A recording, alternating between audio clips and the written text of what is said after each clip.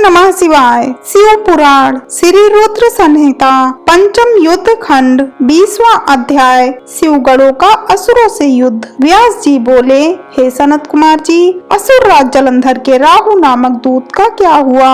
जब भगवान शिव ने राहु को अभयदान दे दिया, फिर राहु कैलाश पर्वत से कहाँ गया और उसने क्या किया?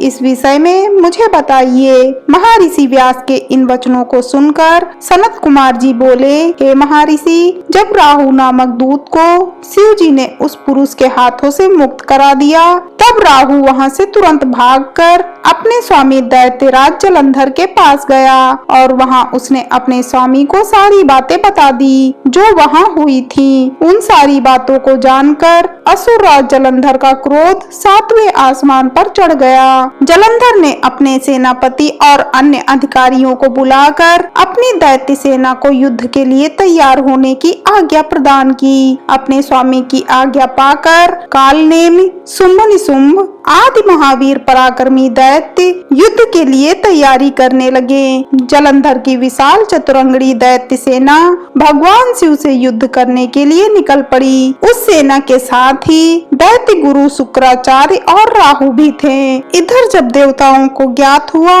कि जलंधर अपनी सेना को साथ लेकर भगवान शिव से युद्ध करने के लिए निकल पड़ा है, तो देवराज इंद्र शिव जी को अवगत कराने के लिए कैलाश पर्वत पर गए और वहां उन्होंने त्रिलोकीनाथ भगवान शिव को सारी बातें बता दी। इंद्र ने भगवान विष्णु के विषय में भी उन्हें बताया कि भगवान विष्णु भी अपनी पत्नी देवी लक्ष्मी के साथ असुर राज जलंधर के वश में हैं और उसके घर में निवास करते हैं। इसी कारण हम सब देवता विवश हैं। हमें न चाहते हुए भी जलंधर के अधीन होना पड़ा है। भगवान, आप भक्त वत्सल हैं। आप अपने भक्तों की रक्षा कर हमें जलंधर से मुक्ति दिलाएं, उसे मारकर हमारे प्राणों की रक्षा करें। सारी बातें ज्ञात हो जाने पर भगवान शिव ने सर्वप्रथम भगवान श्री हरि विष्णु का स्मरण किया। प्रभु के स्मरण करते ही विष्णु जी वहां तुरंत प्रकट हो गए। उन्हें देखकर शिव जी ने उनसे पूछा, हे विष्णु, तुम्हें मैंने दैत्येंद्र जलंधर का वध करने के लिए भेजा था,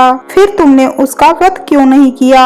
आप उसके घर में क्यों निवास कर रहे हैं? अपने आराध्य भगवान शिव के ये वचन सुनकर भगवान श्री हरि विष्णु ने अपने दोनों हाथ जोड़ लिए और विनम्रता पूर्वक बोले, हे करुणा निधान भगवान शिव, मैं जानता हूँ कि आपने मुझे दैत्यराज जलंधर का संहार करने की आज्ञा दी थी, परंतु मैं उसे नहीं मार सका।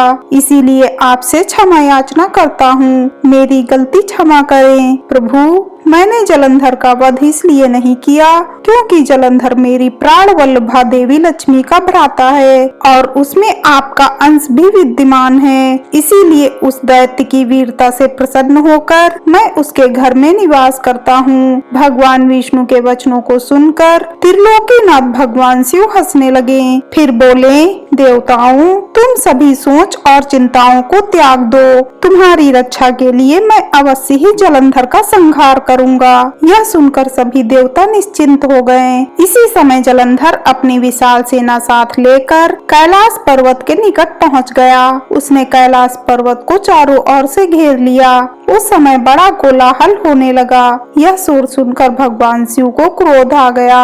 तब उन्होंने अपने गणों को आज्ञा दी कि वे जाकर राक्षसों से युद्ध करें। अपने आराध्य भगवान शिव की आज्ञा पाकर उनके गण युद्ध करने के लिए चले गए। शिवगणों और जलंधर की दैत्य सेना में बड़ा भीषण युद्ध होने लगा।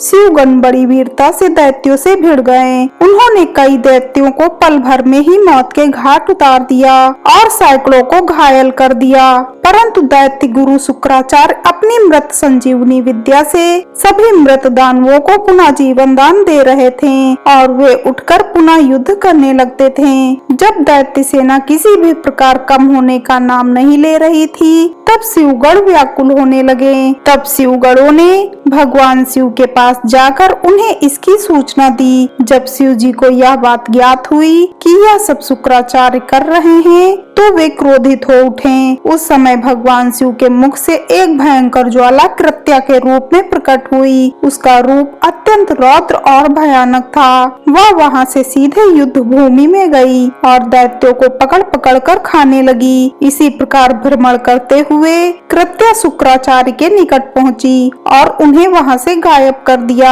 जब अपने परम सहायक गुरु शुक्राचार्य उन्हें वहां न दिखाई दिए और हजारों वीर मारे गए या घायल हो गए, तब दैत्य सेना का मनोबल टूटने लगा। दैत्य सेना युद्ध भूमि छोड़कर भागने लगी। जलंधर के कालनेमी, शुंभ निशुंभ आदि वीर दैत्य फिर भी पूरी ताकत से युद्ध करते रहे। इधर भगवान शिव की सेना का प्रतिनिधित्व करने वाले स्वामी कार्तिकेय और गणेश जी भी पूरे मनोयोग से दैत्य सेना को पछाड़ने के लिए युद्ध कर रहे थे। हर हर महादेव।